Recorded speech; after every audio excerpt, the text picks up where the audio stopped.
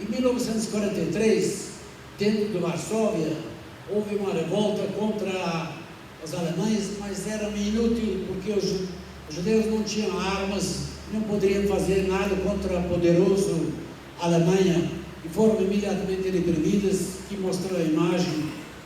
Essa é verdadeira uma imagem mostrando os levados imediatamente depois da repressão. Então, conforme falei, que os alemães resolveram transportar, em vez de massacrar eles lá no lugar, e metralhar, aí resolveram criar campos de concentração e transportar os judeus dentro de vagões fechados. E aqui mostra uma imagem rapidamente dos judeus europeus da Europa Oriental. Na Europa Oriental, eu quero explicar, não houve indústria, e então a maioria das pessoas foram empregadas em pequenas indústrias, e a maioria deles era pobre, e muito religiosos e pobres, na verdade nada mais. Quando os alemães chegaram lá, especialmente esses são judeus húngaros, e eles foram imediatamente obrigados a colocar uma estrela amarela, e a estrela de David, e imediatamente transportadas para a Polônia, que é Auschwitz, aquele primeiro campo que mostrei para vocês, eram na Alemanha. Aqui mostra muitas imagens, foi feito pelos soldados de férias, e ele levou essas imagens fiz essas fotografias sem conhecimento de soldados alemães, e guardou os negativos dentro de uma gaveta, e quando ele faleceu, a mulher dele descobriu esses negativos e levou para um jornal, e assim apareceram essas imagens, porque, novamente, falei, os alemães queriam manter os nazistas. Eu queria falar nazistas, porque a Alemanha hoje é completamente diferente. A Alemanha hoje é um país livre e muito desenvolvida, e simpático com os judeus. Não tem mais aquele venenoso antissemitismo. E hoje é completamente diferente a Alemanha. Aqui mostra também outras imagens para mostrar. Quando nós chegamos também, nós vivíamos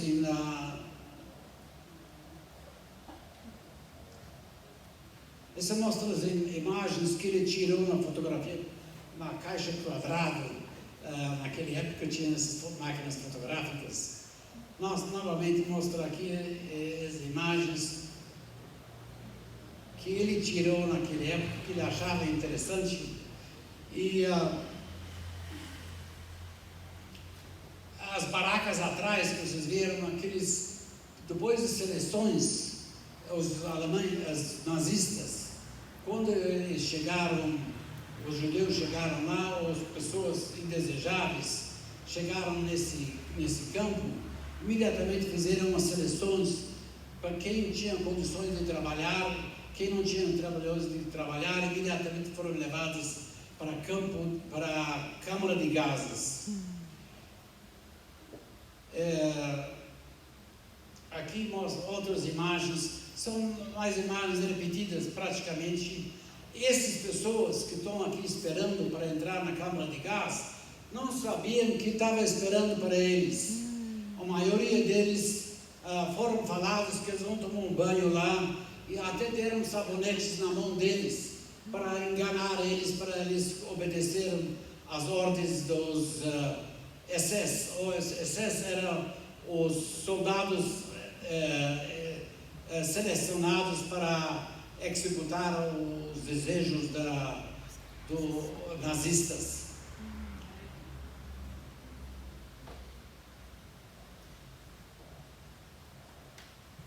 Só mostrar essas imagens para vocês terem uma ideia como que os judeus viviam existiam na Europa Oriental, mas agora não tem mais ninguém lá. Foram todos mortos, a maioria deles, e ninguém mais, aqueles que sobreviveram não voltaram mais para sua terra natal, não queriam mais voltar para lá, só queriam estabelecer seu próprio país ou ir para os Estados Unidos.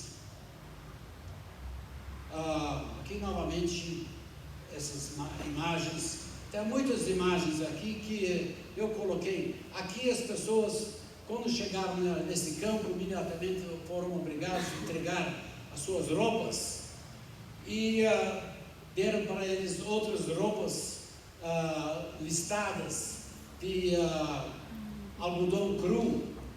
E aqui já tem que mostrar essas roupas listadas de alguns foram selecionados para poder trabalhar.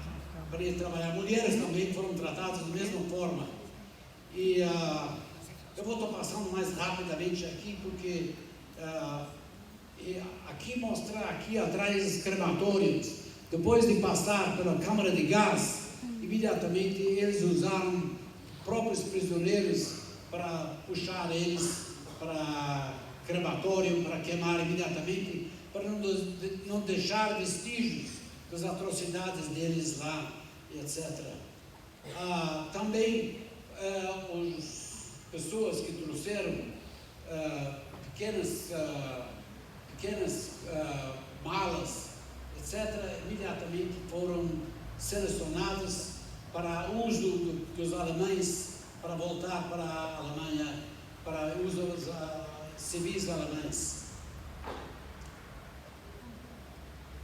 Aqui é outra imagem, não sei onde que peguei essa imagem, mas alguém me mandou essa imagem de Auschwitz. Auschwitz era o principal campo de extermínio. Depois de selecionados para trabalhar, eles levaram para barracas, onde que tinha 4 prateleiras, ou 5 prateleiras, para se manter inicialmente. Eu queria mostrar também que os nazistas praticavam aqui experiências com os humanos sem anestesia, mas essas experiências nunca foram reveladas. Não queríamos usar essa aqui porque foram em condições muito horríveis.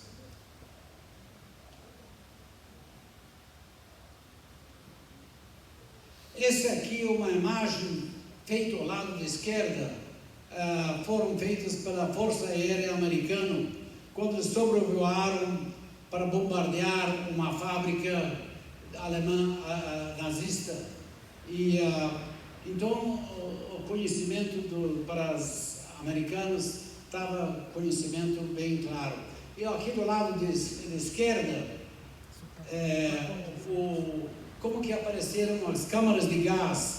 As câmaras de gás tinham portas de aços e empurradas mais ou menos 2.000 pessoas ao mesmo tempo, e portas fechadas de aço, e ninguém mais conseguia sair de lá. Aqui começa a minha história. Eu nasci num lugarzinho pequeno na nordeste de Transilvânia, com fronteira com Hungria e Tchecoslováquia, naquela época. Hoje as mapas mudaram, porque hoje essa área onde tinha a Tchecoslováquia agora pertence à Ucrânia.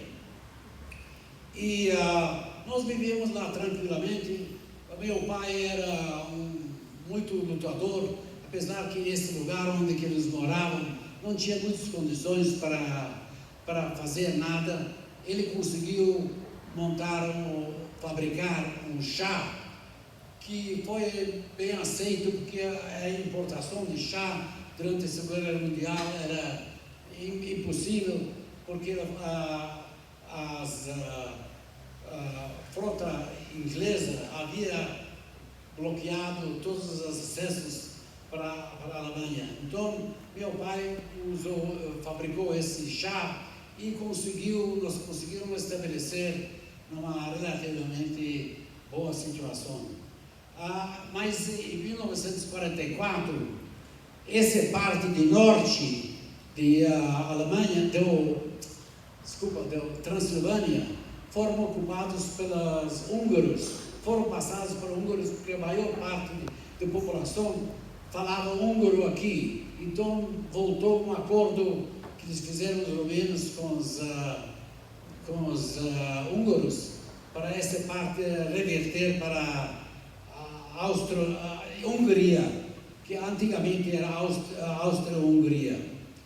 E os alemães, em 1901, um ano antes de terminar a guerra, os alemães ocupavam a Hungria. Nós pertencemos à Hungria, na verdade. Aqui na mapa não mostra direito. E imediatamente ordenaram também os judeus confinados em pequenas áreas de gueto. E nós ficamos nesse gueto, numa outra cidade. E gradativamente eles vêm falando que nós vamos ser transportados para o outro lado da Hungria, onde que nós podemos trabalhar para a indústria bélica. Mas, na verdade, aí nós fomos obrigados a entrar nesses vagões completamente fechados. Depois de 3 dias, notamos que já não estávamos indo para a Hungria, mas estamos indo em direção à Polônia. E a minha mãe, que estava lá dentro, chorava o tempo todo e sentia a drama que estava esperando para nós. E estava lá minha mãe e meu pai havia fugido antes, porque alguém avisou ele que ele vai ser preso no dia seguinte por causa que seja considerado uma das líderes da nossa aldeia, da nossa cidadezinha. Não era uma aldeia tão pequena, não. Era uma cidadezinha pequena mesmo. E imediatamente os policiais húngaros chegaram à nossa casa um dia e falaram que nós temos 24 horas para arrumar as malas. Minha mãe começou a chorar sem parar, porque ela escutou o Hitler falando que ele vai exterminar todos os judeus da Europa. E ela entendeu o alemão bem, e ela nascia na época do Austro-Húngaro, Império Austro-Húngaro, e conhecia bem a língua alemã, e chorou o tempo todo. E meu cunhado, que estava junto também, tentou acalmar ele o máximo possível. Quando chegamos em Auschwitz, finalmente lá no norte, na Polônia, quem abriu o nosso vagão era um jovem com roupas listadas, que era serviço, trabalhava para a direção dos alemães, dos nazistas. E meu cunhado chegou perto dele e começou a perguntar a ele: onde que nós estamos aí? Que lugar que é esse aqui? Nós não sabemos, porque nós fomos prometidos que levar para o outro lado da Hungria. E ele olhou minha irmã, que nasceu, um nenenzinho pequeno para ela, e mandou ela entregar o neném para minha mãe, porque ele sentia que a minha mãe não teria condições para passar nas seleções para trabalhar. E olhou para mim e falou para mim que para mim tentar achar uma roupa mais comprida, um casaco mais comprido, e quando chega na frente da seleção em alemão, para me esticar alto e gritar 18 anos. Eu já falava um pouco alemão e realmente cheguei em frente do oficial e não tinha nem coragem para olhar ele direito, porque ele era assim, muito imponentes, muito ele me indicou ao lado direito. Depois, quando passei, esqueci que não me despedi da minha mãe. Eu não sabia o que vai acontecer, não sabia de nada, etc. Então, começou a me atormentar que não havia me despedido da minha mãe e do meu irmãozinho de 9 anos, com quem que estava muito ligado. E nunca nunca mais chegou a ver minha mãe, nem meu irmãozinho aí. Depois de entrar numa baraca grande, onde nós fomos obrigados a entregar nossas roupas, só foram permitidos para nós ficar com sapatos. E meu cunhado ainda guardava as fotografias da minha irmã, com quem era casado. E sinto muito a falta de Nenê e da minha irmã. Nós fomos levados para uma baraca que realmente cortaram os cabelos e também tomamos um banho, um chuveiro, e depois deram para nós uma roupa listado, aquele roupa que vocês haviam visto antes, e que consistiam a calça e jaqueta e um boné também. De repente já era à noite, porque esperamos muito tempo na fila. De repente abriram as portas com gritaria para sair imediatamente, e na minha frente eu vi 3 chaminés saindo labaredas. Estranhei muito esses chaminés, não entendi de que se tratava, e depois eu soube que esses chaminés estavam queimando os corpos que haviam de ser gasificados. Nós fomos levados para uma baraca e imediatamente, depois de ficar em pé tanto tempo, fica muito cansado, eu consegui adormecer imediatamente com sapato e roupa numa prateleira que já estava molhada, porque eles não interessavam muito para evitar a entrada de chuva. Dia seguinte, fomos acordados muito cedo de manhã, e para nos enfileirar, para poder os soldados, os SS, eu queria falar com vocês.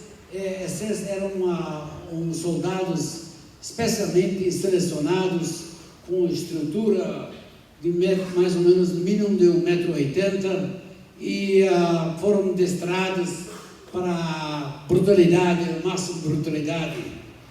E ficamos em pé muito tempo para esse boné que te falei que nós recebemos. Ele para tirar o boné, na hora que o soldado chega, para simultaneamente podemos tirar esse aqui para cumprimentar o soldado, o SS. Nós tinha sorte que tinha só 5 dias em Auschwitz. Minhas irmãs ficaram 9 meses. Imediatamente colocaram-nos em marcha e saímos do campo de Auschwitz. A ditado disse que ninguém sai de Auschwitz a não ser pela chaminé. E fomos levados para um campo pequeno para trabalhar, em um campo pequeno que ele chamava Erlenbusch. E esse campo eu tentei achar ele novamente, mas não consegui, porque mudou tudo para a língua polonesa e infelizmente não falo polonês. Lá o trabalho era para construir uma estação ferroviária.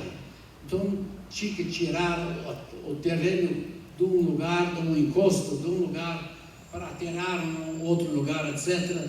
E nós ficamos nesse campo trabalhando 12 horas por dia, e a comida era calculada para consistir de 900 calorias diariamente. A ideia deles era exaurir-nos gradativamente e para nós morrer, porque eles não tinham intenção nenhuma para nos deixar vivos depois de tudo isso aqui. E chegou, depois de 9 meses, a União Soviética, também chamava Exército Vermelho, está se aproximando ao nosso campo. E os nazistas não queriam nos deixar cair na mão dos russos. Também eram russos, na verdade. Chama Exército Vermelho também, é conhecido o nome desse assim. E colocaram-nos em marcha. Nós, até nessa data, já mudamos a sola do nosso sapato, mudados para ser de madeira, sola de sapato de madeira, e marchamos o primeiro dia 27 quilômetros, que era uma coisa muito horroroso para nós, porque eram os dores de musculaturas depois de marchar tantos anos. Quem não conseguia marchar foram imediatamente fuzilados. Quem fica para trás, que não conseguiu marchar. Depois de 6 dias molhados, exaustos e esfomeados, finalmente nos colocaram novamente num vagão. Aqui mostra, essa imagem mostra a chegada de Auschwitz, no campo onde que separaram homens e mulheres primeiro e depois fizeram as segundas seleções. Nós chegamos nesse campo depois de marchar por 6 dias e muitas pessoas ficaram para trás, não aguentaram continuar a marcha e foram imediatamente fuzilados. Aí nós chegamos nesse campo que chamava Flossenburg. Ele estava na Bavária, esse lugar aqui, e aqui o clima era completamente diferente, porque era muito frio. Porque a Bavária normalmente está situando-se em lugar mais alto, então no inverno ainda continha se assistindo em fevereiro de 1945. Faltavam apenas dois meses para ser a guerra para terminar. Daqui eles ficamos nesse barracas, ele é comandado pelos alemães, essa barraca, e na hora de entrar na barraca bateram nós com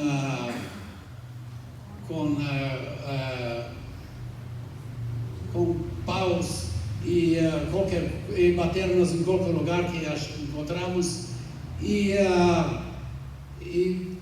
deram para nós comida aqui e depois, mas deixaram-nos ficar fora da barraca o dia inteiro, ficar em pé. Nossos amigos começaram a sentir fraco e começaram simplesmente a cair e morreram, já estavam quase mortos e foram levados para queimado no crematório muito próximo a nós, nesse campo. Aqui nós ficamos, esse campo é muito famoso pelo prisioneiro, que ele tinha aqui um prisioneiro alemão que participou em 1944, em julho, uma tentativa contra Hitler, mas a tentativa fracassou para matar o Hitler e fracassou e esse era um participante desse almirante, chamado Almirante Canaris. E depois da Segunda Guerra Mundial, eu soube que esse almirante foram enforcados no último dia da guerra. Eu fiquei chocado também porque no último dia a própria pessoa foram enforcados, etc. E nós saímos desse campo e foram levados para outro campo que chamava Bergen-Belsen, no campo de morte. Aqui também faleceu a Ana Frank, provavelmente vocês já ouviram falar dela.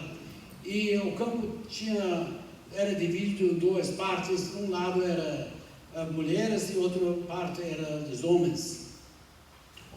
E eu tinha, como era nesse campo de Flossenburg, lá fomos obrigados a dormir 4 pessoas no mesmo beliche. E alguém deve ter chutado à noite a caminhava sem querer, evidentemente, sem querer, me chutou no meu joelho e meu joelho ficou inflamado. Quando estava nesse campo de morte, eu aqui pensei, primeira vez, tentar cavar um buraco para tentar fugir daqui, porque senti que daqui não tem mais saída e seremos mortos todos. Então, mesmo na tentativa, eu pensei que, mesmo na tentativa, eu seria morto, pelo menos uma tentativa que valeu a tentativa. E eu fui nesse hospital, onde que eles falaram que tinha um hospital lá. Esse era uma baraca com beliche, porque as outras barracas não tinham beliche, simplesmente as pessoas dormiram no chão. Cheguei lá e só tinha 3 tchecos médicos lá e não poderiam fazer nada porque eles não tinham nenhuma medicamento, não tinham nenhuma medicina. E a única coisa que poderiam fazer é talvez lavar um pouquinho meu joelho. Mas esses tchecos foram mais privilegiados e eles receberam de vez em quando batatas que eles mesmos poderiam cozinhar. E quando eles receberam essas batatas, eles descascaram as batatas, ainda a tradição deles lá da casa deles, e jogaram pela janela fora essas cascas de batata. Eu fui imediatamente atrás dessas cascas de batata, encontrei uma vasilha e pensei em levar isso para meus 2 irmãos com quem eu estava junto nesse campo. Aliás, no tempo todo, nós 3 irmãos ficaram juntos e resolvemos para viver em irmandade.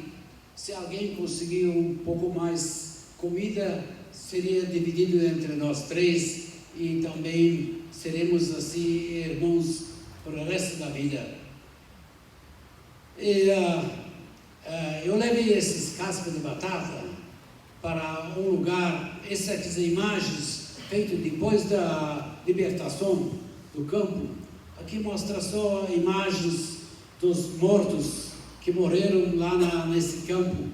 Milhares de pessoas não aguentavam a fome, principalmente a fome e exaustão. Aí levei essas cascas de batata nesse campo aqui, nesse lugar aqui, e sentamos no chão, pegamos as roupas dos cadáveres para esquentar essas cascas de batata. Mas meu irmão mais velho, que tinha 13 anos mais velho do que eu, ele me cuidava de mim como se fosse meu pai. E ele nos sustentou o tempo todo para não desistir, para não se entregar simplesmente. E o pedacinho de pão que nós recebemos depois do trabalho, depois que chegamos no trabalho, para deixar um pedacinho de pão para o dia seguinte, para nós podermos suportar melhor a fome, que nós estávamos o tempo todo com muita fome. E quando sentamos no chão, maior miséria, maior desespero entre esses cadáveres e esquentando essas cascas de batata. Aí eu falei com ele, com meu irmão, que essa imagem já nunca mais vou esquecer. E ele falou comigo resignado, já estava resignado. Espero que você nunca vai esquecer isso aqui. Se consiga sobreviver, aliás, consiga sobreviver. Ele sentiu-se já as coisas perdidas nesse ponto da vida. De repente, nós vimos carros blindados de cor areia e com a estrela branca de 5 pontas. Imediatamente sabemos que o campo estava sendo libertado chegaram as forças inglesas. As forças inglesas, a história vai o seguinte, que os alemães que tomavam conta desse campo avisaram as forças inglesas que estava esperando para eles um campo muito prejudicado com doenças de tifoide e outras doenças venenosas, que eles queriam alertar os ingleses que para não tentar deixar as pessoas simplesmente sair do campo para infectar o resto da população alemã.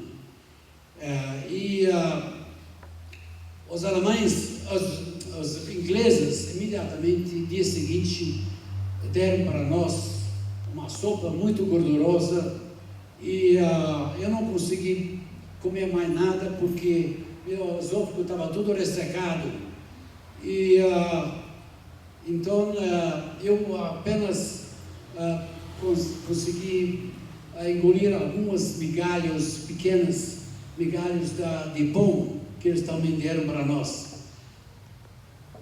Os ingleses vieram desinfectar esses lugares todos com DDT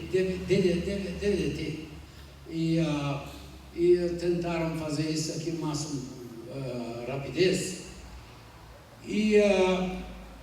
Houve um caso que eles pegaram as casernas próximas a esse campo, casernas alemães, onde que eles treinaram os tanquistas. Eram casernas mais ou menos bem construídas e começaram a remover primeiro as mulheres em primeiro lugar. Nós fomos removidos só 15 dias depois da libertação, em 1º de maio. Nós fomos libertados em 15 de abril de 1945 e fomos levados para esse hospital, assim chamado, em 1º de maio.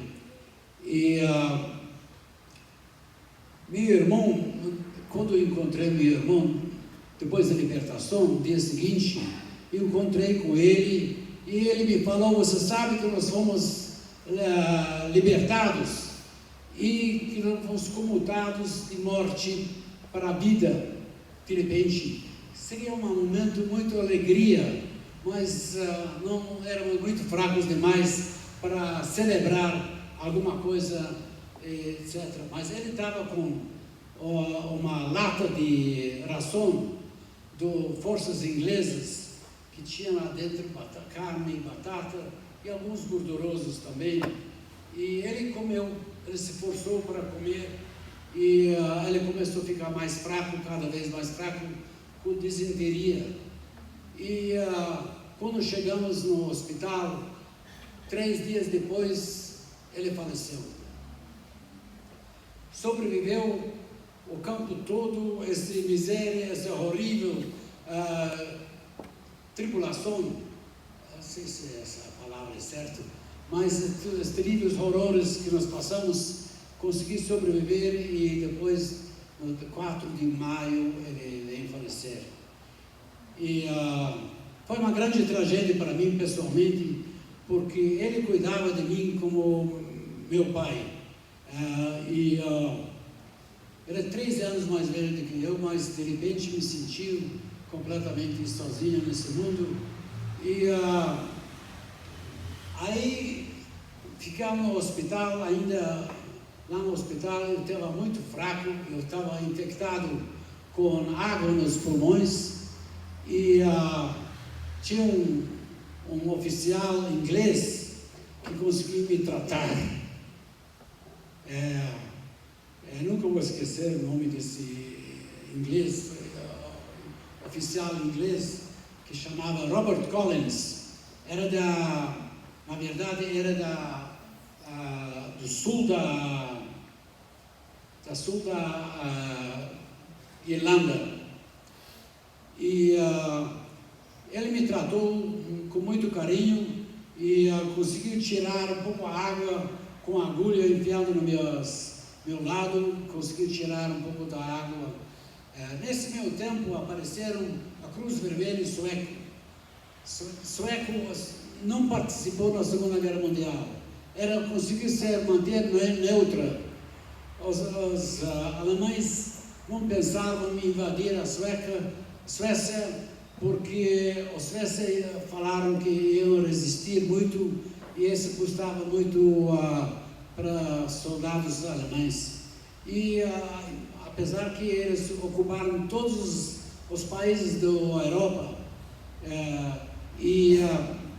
menos Espanha, também Portugal, mas os outros países, Holanda, Bélgica, Bulgária, Grécia, todos esses países foram ocupados pelos alemães, conseguiram. E a Cruz Vermelha sueco nos ofereceu para levar-nos para a Suécia. E eu e meu irmão, nós imediatamente voluntariamos para ir para a Suécia para se recuperar o mais rapidamente possível. Eles arrumaram um trem de Cruz Vermelho, trem hospital, e fomos levados para a Suécia, que era um mundo novo para mim. Um mundo muito moderno, muito eficiente em todas as áreas, e foram muito bem tratados pelos suecos. E eu, depois de 3 meses, finalmente me recuperei completamente. Estava morando na Suécia 2 anos e meio. Na Suécia, eles ofereceram para nós para estudar. Os suecos eram muito maravilhosos conosco. E nunca sabia qual era a intenção dos suecos para nos levar para a Suécia e nos tratar tão carinhosamente. Depois me deu conta que eventualmente eles queriam popular mais, queriam levar mais judeus, porque os judeus eram muito empreendedores. E apesar que eles eram, a Suécia, um dos mundos mais empreendedora do mundo, provavelmente, e hoje vocês veem esses caminhões suecos, ônibus suecos, etc. Eles eram muito, mas não sabia exatamente a razão que eles nos trataram tão bem. Talvez eles sentiram-se culpados por não ter participado na Segunda Guerra Mundial. De qualquer jeito, fiquei na Suécia 2 anos e meio. Depois apareceram, nós éramos refugiados na Suécia. Apesar que meu irmão conseguiu logo um emprego lá na Suécia, e veio o governo canadense oferecer-nos como refugiados para nos levar para Canadá. Eu imediatamente voluntariei, porque senti que talvez na Suécia não teria a possibilidade muito boa. E eu, evidentemente, queria ir para os Estados Unidos também, e Canadá era muito próximo dos Estados Unidos. Eu consegui escrever cartas, quando eu estava na Suécia, escrevi cartas para minha casa velha, e também escrevi cartas para o cunhado, a família de meu cunhado. E eles descobriram que eu estava vivo. Então, eles, naquela época, já estavam na Itália, porque eles não viram mais futuro para eles morar naquela cidade onde é nosso nascimento. Apesar de minhas dois irmãos mais velhos nasceram em Kiev. Depois outra história, essa aqui, que meu pai lutou na Primeira Guerra Mundial e foi prisioneiro dos russos e conseguiu escapar e se integrar junto na colônia judaica lá em Kiev, e onde que estabeleceu imediatamente uma indústria onde que ele conseguiu prosperar. Bom, meus 2 irmãos mais velhos nasceram em Kiev. Bom, de qualquer jeito, eu escrevi essas cartas. As minhas irmãs ficaram muito satisfeitas para ter nos encontrado vivos, e uma das minhas irmãs encontrou um rapaz que tinha um irmão dele aqui no Brasil. Eles casaram e vieram para o Brasil. A minha irmã, eu estava morando mais uns 10 anos no Canadá. Minha irmã me convidou para vir visitar aqui em Belo Horizonte. E eu veio imediatamente, era solteiro, imediatamente veio para Belo Horizonte e fiquei encantado com a amabilidade do povo brasileiro e também o clima maravilhoso que tem aqui, que parece ser para mim como a primavera eterna. Mas aqui termina minha palestra. Muito obrigado a vocês.